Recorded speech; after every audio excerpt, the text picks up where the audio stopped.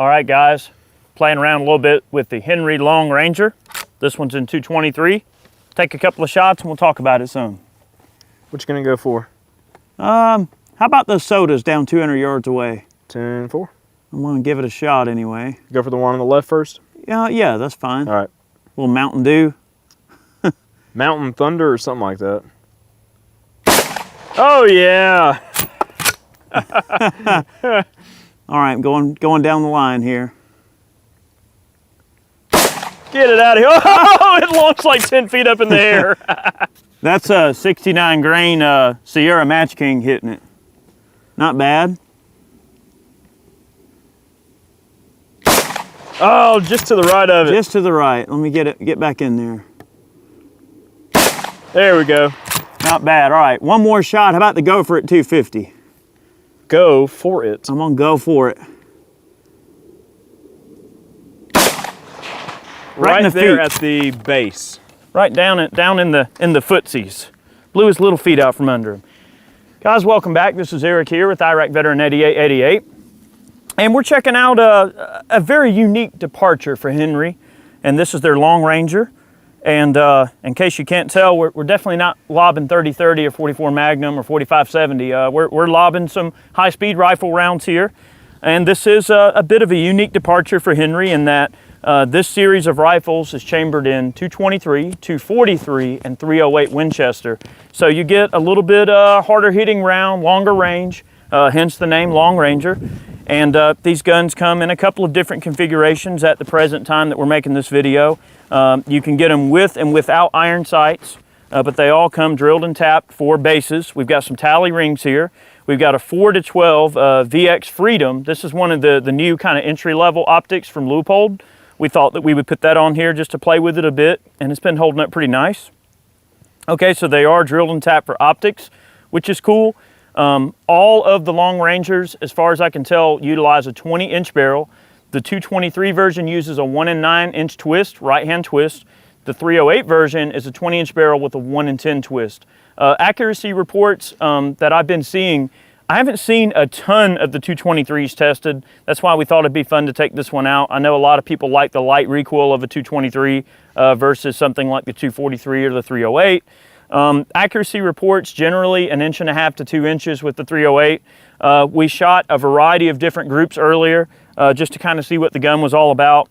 And what's funny is every indication that we saw, people were getting the best accuracy out of the Federal Fusion. I happen to have a couple of boxes of it laying around. So we shot the 62 grain Federal Fusion, and the best group of the day was 1.7, roughly 1.7 inches.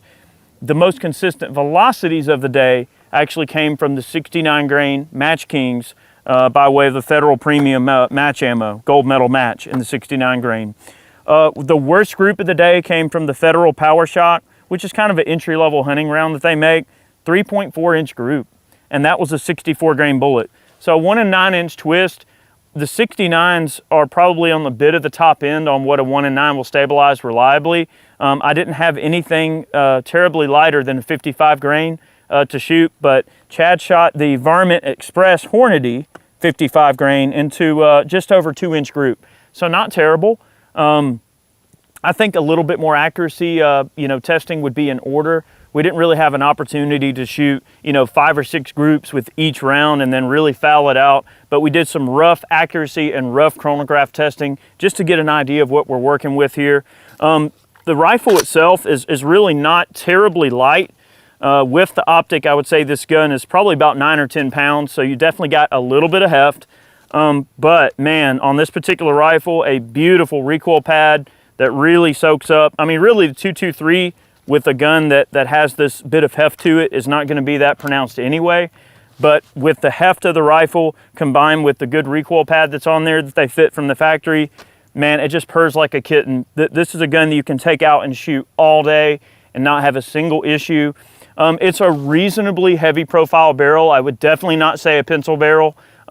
Even in extended strings, when Chad was grouping this gun earlier, I would come over and just kind of feel the barrel, and it really wasn't heating up that much at all. No, not at all. So, quite nice there. And the throw of the bolt is really unique. It's almost like sort of a, if you look at the teeth on the bottom of the bolt, it's like sort of a ratcheting type system, and the bolt head does rotate into place when it's locked into battery. So the bolt actually has a lot of throw to it in terms of the distance. I mean, it protrudes out of the back of the receiver almost 5 inches. So it's got a lot of throw to it, but not with a terrible amount of movement of the lever. And it's really interesting. This gun actually reminds me a heck of a lot of the old Savage Model 99. If you guys are familiar with those, they are really, really cool lever action rifles. But the Model 99 is kind of its own animal, but this rifle reminds me a heck of a lot of the Model 99. So another departure for Henry is also the removable magazine that just removes from the bottom of the action of the firearm. It has a 5-shot magazine. And I would imagine in the future, you know, they'll probably work out some sort of a, you know, 10-shot mag or something like that for it. But man, especially even when you take the mag out, I mean, that bolt just has a butter smooth throw to it. And I did mention that these are available with and without iron sights. The version I have here, it does have iron sights. I have not shot the iron sights. I mounted the Leupold on it, and we figured we wanted to run it with an optic, you know, because we are shooting a little bit longer range. Walnut stock. Checkered, really nice looking walnut there. I mean, typical Henry quality. Yeah, pretty cool. Let's shoot it a little bit more, and I'm just gonna keep running the 69 grain match because that's what I have the most of, and not bad. I'd be curious to maybe do some hand loading for it down the line. Because you know, a lot of these guns, they really do shine with hand loads with bullets loaded a little bit closer to the lands. They do, you know? and so I'm glad you mentioned that, Chad, because one thing I do want to mention is our magazine length. It does look like we have a little bit of limitation. You may not be able to get stupid on the overall length. However, we can get it out there a little further. We can get it out there further if we run 50s and 55s. So I'm thinking this gun might really shine with something like maybe a 60 grain nozzler. The 60 grain nozzlers, the cannulared ones that I use, man, those things shoot so good. They do shoot exceptionally well. Sounds like a revisit. It sounds like a revisit, but we wanted to kind of give our initial observations on this gun, all right? And one other thing that I want to mention as well. Okay, the sling. Now, Chad was making fun of me a little bit, but I picked these slings up through Brownells, and it's this Montana Sling Company, and I bought, how many of these dang things did I buy? Got like 5 or 6 About of them. 5 or 6 of them, and I saw just the way that particular sling adjusts, you know, just real easy one-hand adjustment, and there's no like clanky kind of hardware to catch anywhere, nothing to, I mean, I don't know, I just really liked that type of sling. And you know, it's not a, I'm not saying, you know, go buy them or anything. I'm just saying it's a cool little sling for the money. I thought it was really cool. I may have played fun at Eric just a little bit when I saw him. Like, what the heck? I said, you're buying slings for all your FUD guns. It's a comfy little sling, and it's not terribly expensive. And it came with those Uncle Mike's swivels too, didn't it? It comes with swivels. And they were very affordable. Very affordable. Highly affordable. So I thought that'd be something worth mentioning. Win, win, win there, boy. All right. What you gonna shoot at? So we've been shooting, you know, we shot some groups at 100 earlier. I mean, obviously we see that. We obliterated some sodas at 200. We scared the crap out of a gopher at 250. Let's shoot a gopher at 300. Who's hiding behind an albino pumpkin? That's all right. It's more the challenge. That's right. We do have a pumpkin down there. We have 2 pumpkins down there. I'll tell you what. I'm going to do you one even better. I'm going to hit him in the cranium.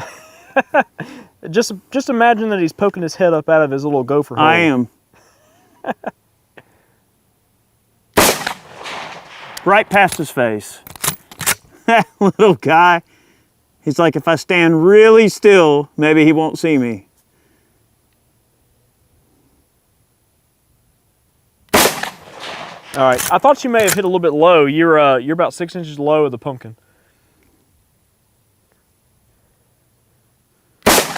There you go. Now look, you took off like the top of the pumpkin and part of the stem just to the right of his head. Bring your hold over just like 2 or 3 inches.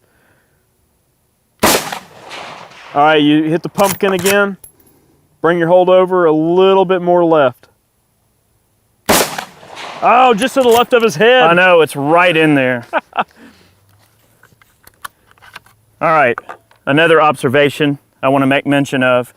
When the lever is completely open, you can't get the magazine out. So you have to have the lever partially closed to get the magazine in and out of the action. Not a huge deal, I just thought I'd mention it. I personally would like to see this gun maybe with a 10-shot mag. Be a great little walking around gun. What I would like to see is those guns coming from the factory threaded for suppressors, because a magazine-fed Henry is like you said, it's an awesome departure for them, but that's the big detriment to the tube-fed guns is they're not, they're not a terribly good suppressor host because of the magazine, design. I would like to see this gun threaded, and I heard through the grapevine, I don't know, I can't, confirm nor deny this, but I think they're working on a longer action for this, where they can maybe chamber it in like 30-06. Ooh. Maybe some of us European caliber fans Swede will see a 9.3 by 62 or a 6.5 by 55. Thread it, put a can on it, or maybe a 6.5 Creedmoor in this. Would be kind of cool. Kind of neat. Yeah, I think. Alrighty. All right, I'll tell you what, I'm gonna poke in a group at 300 on the plate, and let's just kind of see what we're working with. Okay. Send it when you're ready. You can aim dead center. Yep. You might hit a little bit low. Steady. Yeah, What's that, Chad? You might hit a little bit low with the drop on that round. Yeah, I know. Now on this particular Leupold optic, this version does have the Winplex, and it's got the hash marks in the bottom of the duplex stadia. I don't know what those graduations are, if they're MOA or what they are, but I figured that would be a good fit for this particular rifle. More or less, just figure out where your rounds hit at longer range and which stadia you need to hold at, and then go for it. Correct.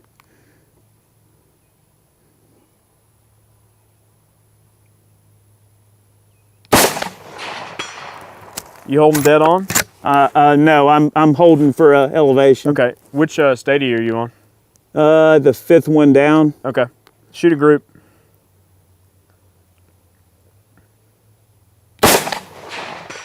Okay.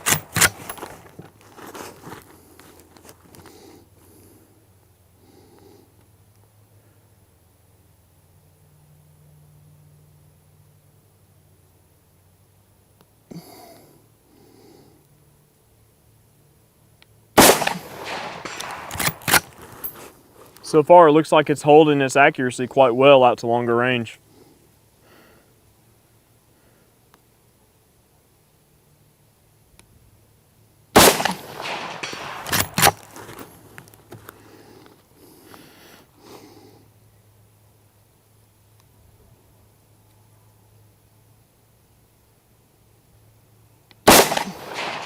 Man, that's look, I'm gonna tell you right now. That's probably a 4-inch group. I don't think that you could ask for much better out of that. I mean, despite the fact that, we might be dealing with maybe less than ideal 100-yard accuracy, it does seem to be holding its own out to 300, which I'm quite surprised. I almost expected to look down there and see a, I don't know, 6 or 7 inch group based on what we're seeing at 100, but that's exceptional accuracy. They stacked in there just fine. Now, I'll tell you what, Chad, since I know where the round's hitting, I think I'd hit that gopher now. I think you could. That group size is literally about the size of that gopher's head. It's like 3 or 4 inches. I think so. So I think we're going to give it a shot or two, and then I think Chad needs to shoot it. I'll take a few shots with it. Might as well. Now we have to get the king a ping. I've already shot a little bit. I put some groups down range. That's right. All right. I want to mention something earlier as well. And guys, look. Not trying to take a poo on Hornady, okay? I had some of this Hornady Varmint Express left over from when we did the primary arms video on a few of their hunting optics, and we found that their advertised velocities were a little bit slower than what they were supposed to be, okay? And that they had just kind of basically dumbed down the round a bit and didn't bother to really let anybody know. But I also noticed earlier Chad could not chamber one of these rounds in this gun. And so far, that seems to be the only instance. Now, I have read that some folks have had a slight issue every now and then, occasionally, with some brands of ammunition refusing to chamber readily. Okay, so that's just something I thought we'd mention and look, I'm not taking a poo on Hornady. I like their ammo. But out of all the ammo we've tested, the Hornet E so far has been the only one to exhibit any issue with chambering. Yeah, so it was just that one round, but that particular projectile does have kind of an odd it's just the one round, but for what it's worth, I just thought I'd mention it. All right, going for Mr. Gopher. Yeah, if you were aiming dead center on the 22-inch round with the 5th hash, you're hitting just slightly high. Okay. If you can see where your group is and I everything. do. Yeah, I'm gonna go for the Gopher.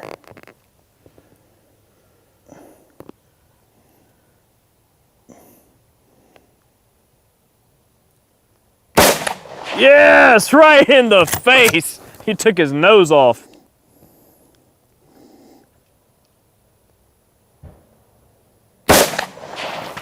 Right in the neck.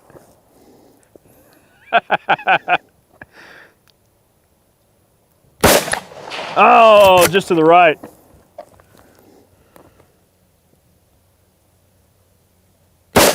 Yep.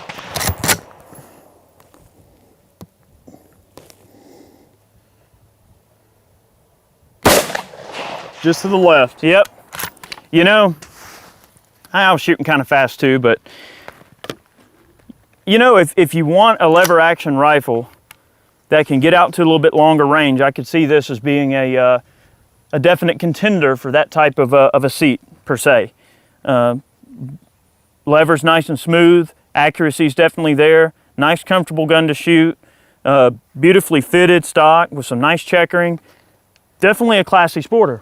Yep. For sure. Look, honestly, I'd say, look, you go ahead and finish this video out, and when we get some hand loading done with it, I'll put together a hand load for it using the optimal charge weight test. Yeah. And we'll come back out again, and I think we're gonna look at some accuracy in this thing. I mean, I think you've shown exactly what it can do. I mean, Dude, I can't do any better than that. I don't think you could ask for better, but we can maybe see if we can get it better. Good call. We could. I'd be curious to measure the throat depth and everything, and see how the lands and everything stack up, and what kind of rounds we can maybe get in there. Agreed. Agreed. Sounds like a plan. Guys, thanks for watching today's video so much. We really appreciate all of our Patreon supporters, all the folks that purchase man cans to help support the channel. You guys are awesome. Thank you so much for your support and for your viewership. We hope you enjoyed checking out this rifle today. I know we did. I really love the direction that Henry's going. They're coming up with some really cool next level stuff. And this is a rifle they can be proud of. I think it's a great one. Guys, thanks so much for watching today's video. We'll see you next time.